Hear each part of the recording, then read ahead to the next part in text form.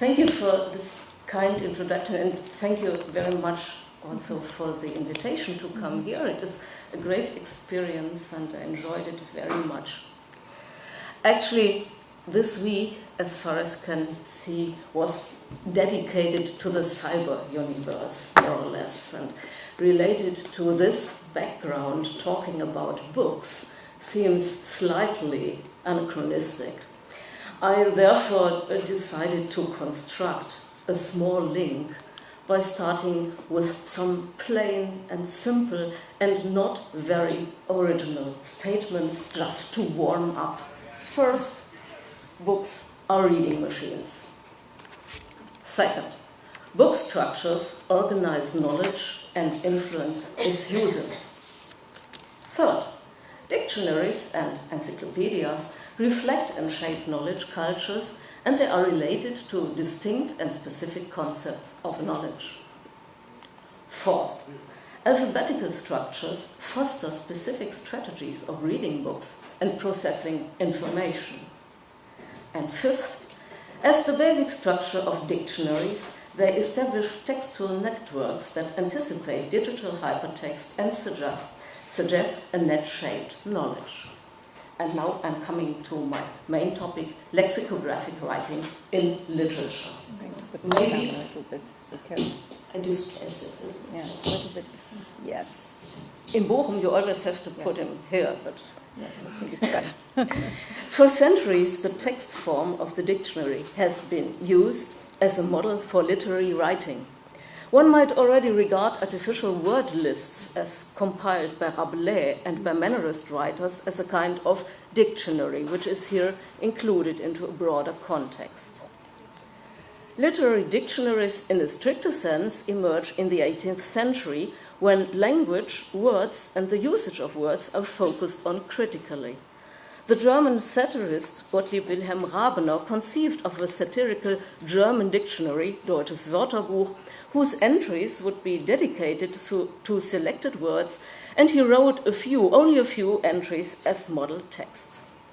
In his few articles, Rabener does not actually explain the conventional meanings of the selected terms, but criticizes forms of human behavior linked to the mostly euphemistical misuse of words, as for instance when they are applied by hypocrites in order to conceal their vanity and selfish interests. Rabener's Deutsches Wörterbuch and other satirical dictionaries focus on the use of words as a process of labeling ideas, objects, attitudes, modes of behavior, characters, etc. According to the implications of their model of language use, these labels can either be used appropriately or inappropriately, that is, either in a way that transparently provides information about the respective signifieds, or otherwise in a way that renders the signifieds opaque and misinterprets them. The language concept implied here is closely linked with the idea of clarity, precision, and transparency in speaking and writing, but also to the ethical requirement of truthfulness, honesty, and sincerity. Berkeley's and Locke's critical reflections on the misuse of words have probably paved the way for, rather than conveying reliable information, may have two possible reasons. On the one hand, the speaker's incompetence, their stupidity or one-sidedness. On the other hand, their conscious and intentional abuse of words in order to mask the truth or themselves. Hypocrisy, pretense, bluff, illusion, and misleading euphemisms form a complex of dominant issues in satirical literary dictionaries. And in spite of their serious thematic interest, the satirical dictionaries of rationalist writers are playful pieces of literature. The probably best-known satirical dictionary based on the idea of false labeling is Ambrose Bierce's Compendium of Words, which was first published as the Cynic's Workbook in the beginning of 20th century, and later on as the Devil's Dictionary. Bierce has had many successors, and dictionaries similar to his prototype are still published by contemporary writers. A new chapter in the history of literary dictionaries is opened when surrealist writers start exploring this text format. Several surrealist dictionaries have been produced by either collectives or individuals. In some cases, there's a strong focus on explaining or at least naming things, persons, artworks, art styles, and projects, institutions, and so on. Here, most articles do not create a tension between appropriate and inappropriate, literal and ironical, conventional and unconventional ways of naming things. Several other dictionaries, however, are collective projects and invite the readers to continue their game, to create new constellations of words, meanings, and things, to modify the familiar rules of verbal expression, to create textual estrangement effects. Generally, in the broad aesthetical context of a poetics of defamiliarization, and especially under the influence of avant-gardist practices, the literary dictionary was sometimes quite inventively used as a device, a kind of starting platform for creative language use. Often the main focus lies on subversive attitudes towards conventions of speaking and thinking. Equally as often, the dictionaries are aimed at discovering hidden meaning potentials of words and verbal expressions.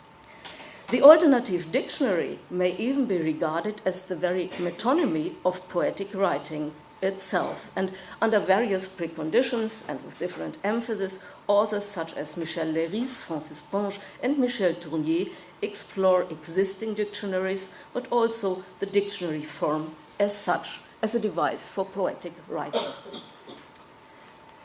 Around 1970, the lexicographic novel emerges as a specific novel genre, inspired by and derived from different impulses. First, evidently, from literary dictionaries, which had explored strategies and concepts of lexicographic writing. Secondly, lexicographic novels present themselves as programmatic examples of open artworks, structured as series of relatively independent articles which are ordered alphabetically and thus arbitrarily. They encourage the reader to explore them in a non-linear way. Reading thus becomes a combinatorial game with multiple possible results. As pioneers, Richard Horn and Andreas Okopenko, an American and an Austrian writer, use the form of dictionary entries to distinguish elements of fictitious worlds. In Okopenko's as well as in Horn's novels, the articles form a complex network referring to different fictitious characters and to fictitious events, but also to elements of the factual world and its history, including historical persons and other realities. Several lexicon novels following the prototypes of Horn and Okopenko use this text format in order to reflect on the distinction between fiction and historical fact. The probably best-known example is Milorad Pavlich's Khazarski Rečnik, the Dictionary of the Khazars, from 1984. It presents fictitious historical information linked with elements of conventional history and is at the same time to a high degree autoreflexive. It consists of articles dedicated to characters, subjects, and questions related with the Khazar culture and with Khazar studies in different centuries. The Khazars are a Turk people whose traces disappeared in the Middle Ages. They had settled at the Caspic Sea from the 7th to the 10th century and were then probably absorbed by other cultures. The information about the Khazars provided by Pavlich are partially related with historiographical documents and partially fantastic. The difference between historiographical as factographic writing on the one hand, fantastic storytelling and literary imagination on the other hand, is leveled out thoroughly. The complexity of Pavlich's novel is mainly based on the idea of presenting not only one, but three different dictionaries, a Jewish, a Christian, and an Islamic lexicon about the Khazars. Each of them offers its own truth about the Khazars and their history, contradicting the rivaling dictionaries with regard to important questions. Thus, Pavlich's book can conceptually be compared with the parable of the rings, that since medieval times and in different versions deals with the conflict between different religious cultural truths. By its structure, the lexicon novel is a simile of fragmented and contradictory information clusters, but in order to complicate things even more, the three different lexica are linked together by reference marks, by the cross, the Star of David, and the half moon. These symbols are used in order to lead the reader to corresponding articles in the respective in the respective other dictionaries. Milorad Pavic has provided a kind of, this is a table of content, which I photocopied in order to give you a more concrete idea how this dictionary is built. Milorad Pavic has provided a kind of user's instruction for his book, which we should not take too serious. He here says, the reader can read this book as he sees fit. As with any other lexicon, some will look up a word or a name that interests them at the given moment, whereas others may look at the book as a text meant to be read in its entirety from beginning to end. The three books of this dictionary, yellow, red, and green, the Jewish one, the Christian one, and the Islamic one, can be read in order the reader desires. He may start with the book that falls open as he picks up the dictionary. He can skip all these introductory remarks and read them the way he eats. He can use his right eye as a fork, his left as a knife, and toss the bones over his shoulder. We may try to do so. Why is the dictionary format so attractive for critical, avant-gardist, experimental, and language-reflexive writers? With regard to the wide range of historical examples, different reasons may be taken into account. First, they refer to and eventually stress tensions between the familiar and the unfamiliar. Literary dictionaries often contain unfamiliar words and names or diverging explications, and both strategies stimulate reflection on language itself, its functions, and its uses for interpreting and ordering the world. Second, in literary dictionaries, language use becomes self-referential. The pattern of the dictionary automatically steers attentions to words as words, to language as language. Third, dictionary formats stimulate reflections on bi- and multilingualism, on the identity and distinctiveness of languages, translation, and the untranslatable. As one might summarize at this point, literary text structures according to dictionary models expose the borderline between different languages, as well as the borderline between language and non-language, but suggest at the same time that these borders might be relative and open, even if ambiguity and confusion are the results. However, complementary to this relatively optimistic idea, dictionaries in literature and art may also suggest that on the other side of the borderline, and even on either side of it, there might be something that cannot be explained or translated at all. Let me now, for the second part of my paper, focus on one example. Han Xiaogong's book, A Dictionary of Machao, is an entirely lexicographic novel. It was first published in Chinese in 1996, which I regret it very much, cannot read as an original text, but fortunately this book was translated into English in 2003 by a scholar of Chinese literature, and the translation was authorized by Han Xiaogong himself. So I'm confident that I don't talk complete nonsense now. The whole text is, as you again can see by regarding the list of entries, at least the first page of it, the whole text is composed of articles. The articles' titles appear as keywords analogously to lexicon entries. The article series is arranged according to the order of dictionaries. Originally in the order of the Chinese alphabet, the translation is restructured according to the Latin alphabet and to the English vocabulary. It is framed by a preface and some paratextual elements. The preface, written by Han Shou-gong himself, speaking about him, however, from the perspective of an anonymous editor, suggests that Han Shou-gong has compiled this dictionary of a village himself, although as a writer of fiction and essays, he is not skilled as a dictionarist.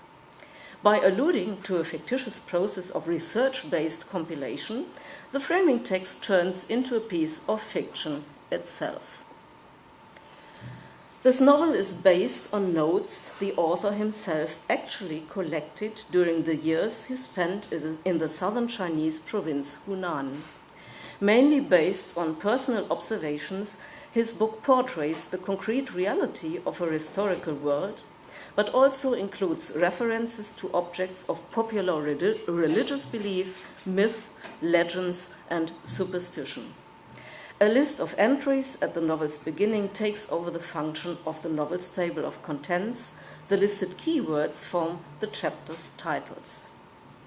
Within the chapters, the predominantly narrative texts are combined with elements of historiographic information and more general remarks and reflection on different subjects.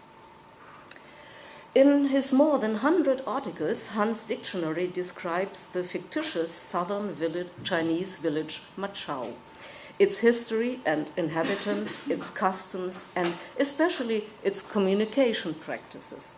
It tells multiple stories about people of different decades, forming a complex network and covering several generations. Most stories, however, are situated in the historical framework of Chinese history during and after the Cultural Revolution. The narrator, a kind of literary alter ego of the author as a youth named Han, is one of the village's inhabitants, but at the same time a stranger. Coming from a city, he belongs to the so-called educated youths who were sent to the country after finishing school during the Cultural Revolution in order to get integrated into the rural society by getting accustomed to physical work. Generally, the young man accepts resettlement. His story is not a story of homesickness, isolation, and lost roots, but about curiosity, new experiences, and sympathy with several village inhabitants. According to the framing fiction, the dictionary is based on this educated youth's observations combined with information concerning the past as second-hand information provided by other characters, especially by the village's inhabitants. As the title, A Dictionary of Machao, already indicates, language, vocabulary, and the use of language are central issues of the novel. The major focus lies on idiomatic peculiarities of the local dialect that differs from the official Mandarin Chinese regarding both vocabulary and pronunciation. Macau itself is a fictitious place, but its dialect depicted in the novel is based on the factual Hunan dialect. By explaining typical Machao words, expressions, and phrases, Han's narrator depicts a whole world with its social structures and cultural habits. An implicitly political accent lies on the difference between the regulated and normed official language of politics and bureaucracy on the one hand, and the lively and in some respects irregular Machao way of speaking on the other hand. The inhabitants of Machao are no less shaped by their language as those who use the official language, but they differ remarkably in how they express themselves and interpret the world. The particular language of Machao differs from the language of Cultural Revolution and bureaucracy, as well as from later post-revolutionary language use. Common words in Machao are often used in a way that is very special. As a consequence, seemingly self-evident truths and seemingly self-evident concepts are questioned, either implicitly or even explicitly. For instance, in the Machao language, the word scientific is connotated with negative associations. It refers to something distant from everyday practice, something complicated, even absurd. So the lazybones who reject to participate in the villagers' collective work are contemptuously characterized as scientific. With this example and others, the reader is invited to reflect on the relationship between public order and individual deviance, about ideology and life, abstract theories and concrete forms of living. The narrator explicitly states that the meaning of words depend on the spaces of everyday experience in which they are used. Quote, "The process behind understanding a word is not just an intellectual process, it is also a process of perception, inseparable from the surroundings in which the word is used and the actual events, environment, facts related with it. Such factors often largely determine the direction in which understanding of this word proceeds."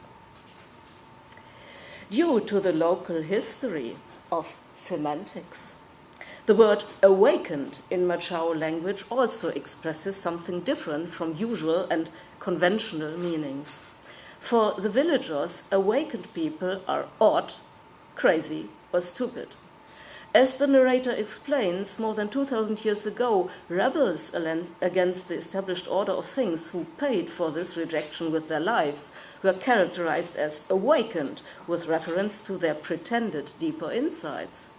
In Machao, the awakened are those who are too sensitive to quiet themselves about the deficiency of life and therefore unable to cope with reality as a consequence of their awakenedness, whereas those who sleep are regarded as clever.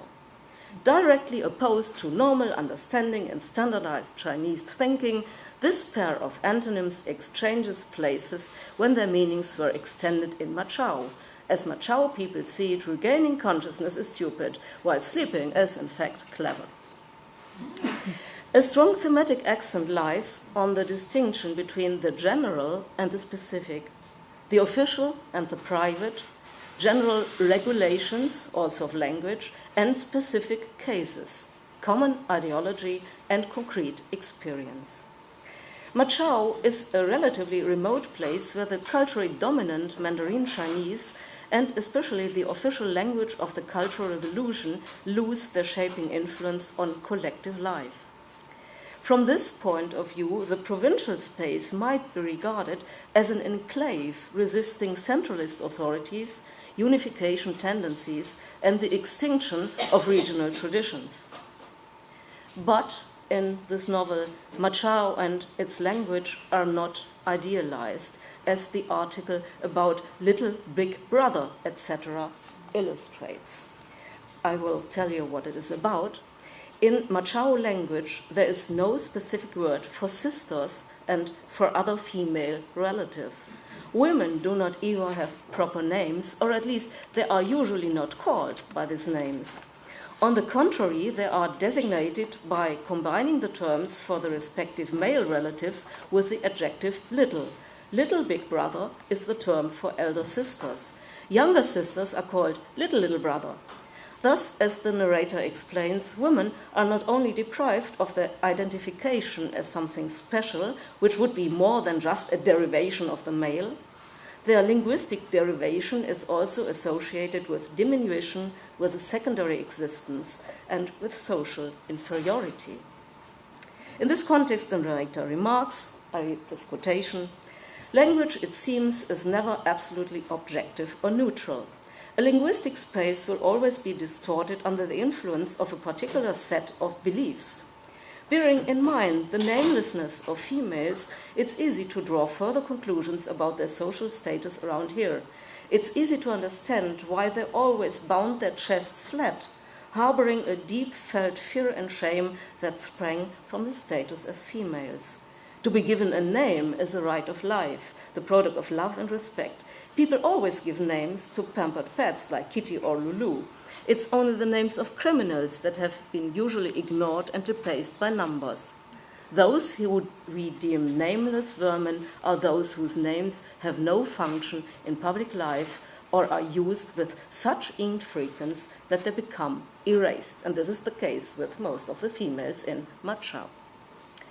Complementary to the lack of a female vocabulary, a lack that indicates the disregard of women, in Machau there are playful modifications of language that create new realities, as, for instance, by naming forms of imaginary illnesses. As we learn, the word street sickness alludes to and fosters on local belief. The idea that staying in towns, and especially in larger cities, is doing harm to people. Quote, although standard Mandarin has words like seasick, carsick, and airsick, it doesn't have Machau's street sick.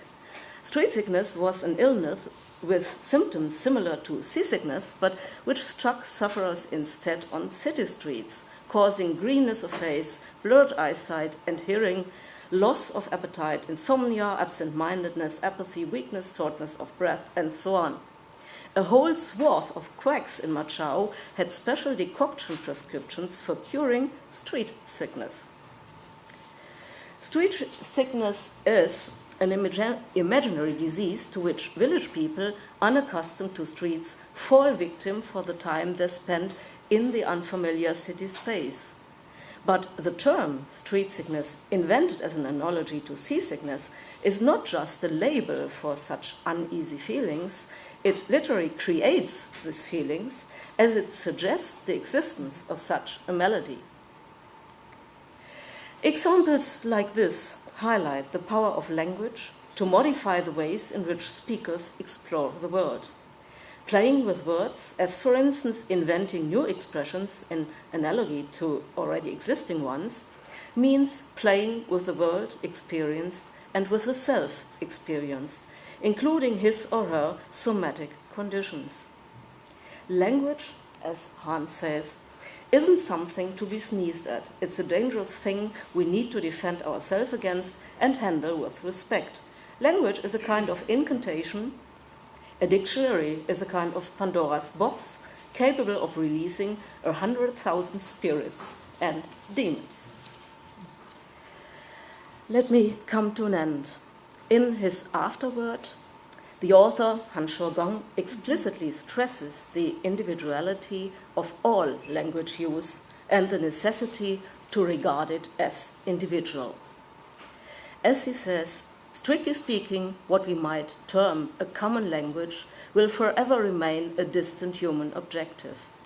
Providing we don't intend exchange to become a process of mutual neutralization, of mutual attrition, then we must maintain vigilance and resistance toward exchange, preserving in this compromise our own indomitable forms of expression. This is an essential precondition for any kind of benign exchange. This implies, then, that when people speak, everyone really needs their own unique dictionary. Words have lives on their own. Over and over, I've elaborated and guessed, probed and investigated, struggled like a detective to discover the stories hidden behind this words, and this book is the result. This, of course, as he states, is only my own individual dictionary. It possesses no standardizing significance for other people. Last word, languages are abstractions. Dictionaries are based on abstractions, and language regulations are meanings of executing political power. Literary storytelling, however, appears as a strategy to subvert abstract authorities and the authority of abstractions. Composed of stories, the Dictionary of Machau is conceived of as an alternative dictionary, giving room to what Hahn calls the individual lives of words and their individual users. With regard to the author as well as to his characters, the license to use words in a playful, elusive, and ambiguous way appears as constitutive not only of Hahn's poetics. Thanks for your patience.